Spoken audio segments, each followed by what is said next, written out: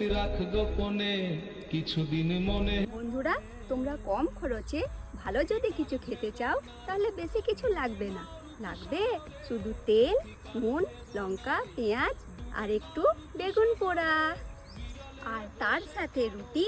তাহলে চলো শুরু করি রেসিপি দুটি।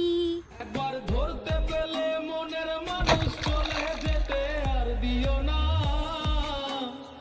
একবার ধরতে পেলে মনের মানুষ চলে যেতে আর দিও না।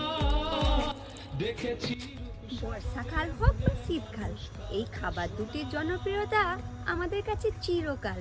কি বন্ধুরা, তাই তো? চলো তাহলে টেস্ট করে দেখি কেমন হয়েছে।